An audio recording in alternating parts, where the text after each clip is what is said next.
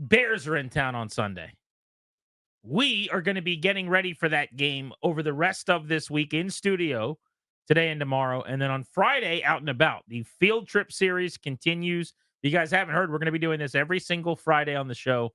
We had just an incredible turnout and, frankly, a really awesome time on Friday in Leesburg at Spanky. So pressure is on Manassas to show out, and we're going to see if they can live up to the billing after we kick this thing off, maybe with our Super Bowl. Yeah, that was in style, my friend. That was a great time out there. So we're going to Uptown Alley. Not familiar with this spot out in Manassas, but it looks like maybe some bowling in addition to just hanging fun sports bar vibes.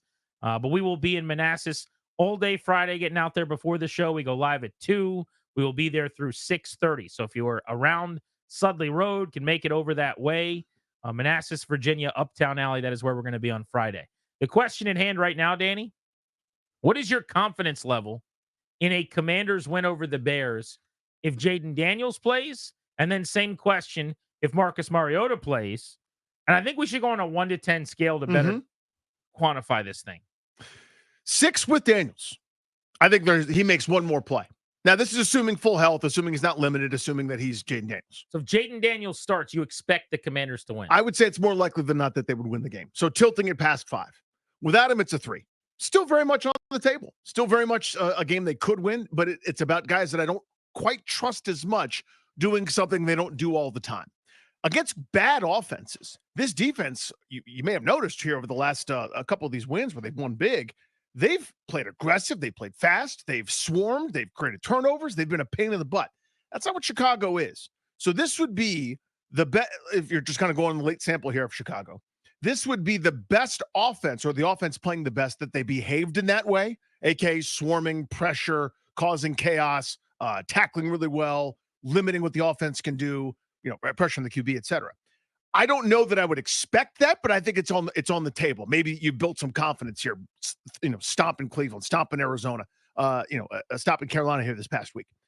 So maybe that's something that could happen here, and you could limit Chicago. But my confidence would go down some. It's just a little bit less dynamic, a little bit less bail you out, a little bit less easy when it comes to the offense.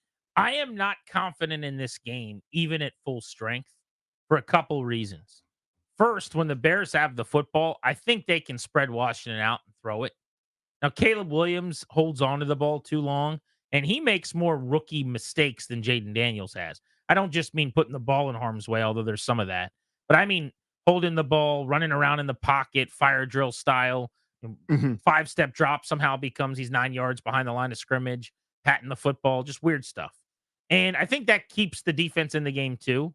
But a healthy Bears offense, DJ Moore, Rome Odunze, Keenan Allen, even DeAndre Carter, who we saw here is a really good return man, is a water bug who can be tough to defend down the field. DeAndre Swift running the football. They haven't had a great running game, but he's also a decent pass catcher. They've started to use Rashawn Johnson more out of the backfield as a receiver as the year's gone on. Khalil Herbert right now is buried, who torched Washington last year. Cole Kmet's a handful, the former second-round pick at tight end. Gerald Everett can still win one-on-one, who's their second tight end. They have weapons.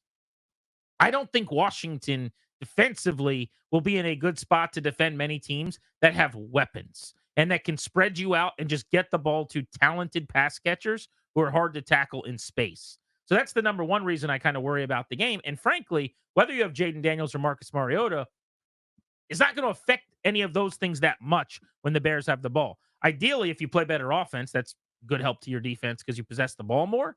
So it'll benefit the defense some. But Daniels isn't out there helping you get stops. No. Other side of the ball, when the Commanders have the football, obviously a much bigger difference. But this is the best defense by far that they've played. I do have questions. I'll be watching the injury report like everybody else. I know right now, Tyreek Stevenson, Jaquan Brisker, Kyler Gordon, corner, safety, nickel, all those guys are very much banged up, and we'll see who plays and who doesn't. So it could be a situation where you could actually take advantage of their secondary a little bit more. But Montez Sweat and Andrew Billings and DeMarcus Walker and Tremaine Edmonds, like their front seven is still really, really good, even if they're banged up. Yeah, this is the best group that they've had, or at least most complete, I would say. Right? Baltimore had elements of a really good defense, but this is the whatever you'd like to do, Chicago has a pretty good answer, or they have to this point this year. Um, so for me, that's kind of why I'm so much more. If Daniels is there, it's a bit more the equalizer, right? Mariota has this is who he is now against Carolina, a bad defense. He has thrived in years past, right? As a guy, you saw him against Washington, running around, making a couple plays off schedule, read option type stuff. Presents a challenge for a good defense. It's not that much of a challenge. They say they're there. I challenge you to zip the ball down the field consistently from the pocket. Having Daniels, again, is kind of the equalizer, right? I think you could run it better with him. I think you can run it better having him actually be the runner. He can make, when you're wrong, quote unquote, correct. See the 4th and 3 against Cleveland where they have him dead to rights and he says, that's adorable. I'm going for 35, please and thank you. Or, the pass deep to Terry McLaurin after two guys met at Jayden Daniels and he eluded them both and did something special. I don't think that's happening with Mariota. Again, he's mobile, not like that. This is special. This is, oh my God, I can't believe the guy made that play type stuff. So with Daniels, I go probably a little bit north of 50-50 toss-up kind of game because this is at home. And yes, there's a home field advantage now. We're not used to that. Let's look around, head on a swivel, but I think it's a real thing. Yeah, I think that's definitely starting to happen. There's no doubt. I think there'll be more visiting fans at the game for the Bears than there were for the Panthers. I think you just naturally have more Chicagoans who live in this area than Panthers fans probably.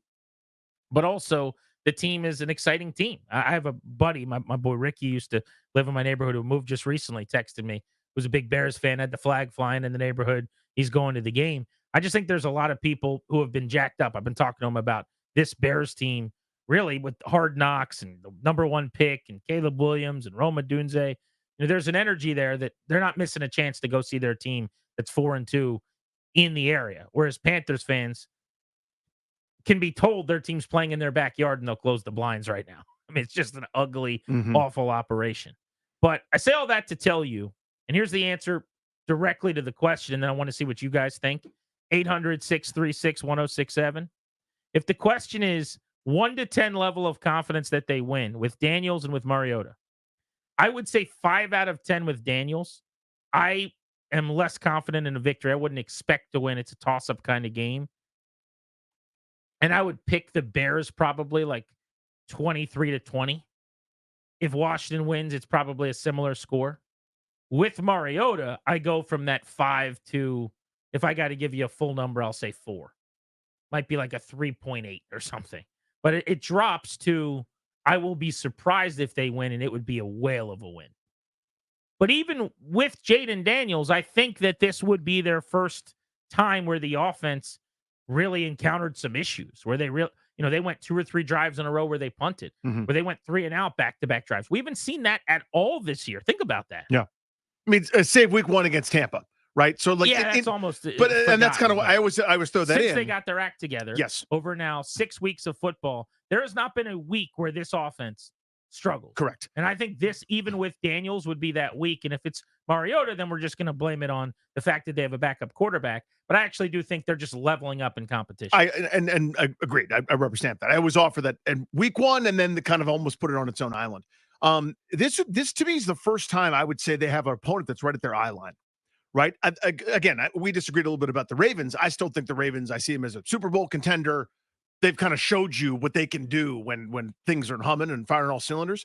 Chicago is not appreciably better or worse than they are, right? They're playing their better football here of late. They started off really poorly, quite frankly. It took them a little bit longer to get their act together, but it seems like now they have, and they've got a bye week in advance here in terms of some extra rest, getting some bodies back healthy, or at least in theory they should be.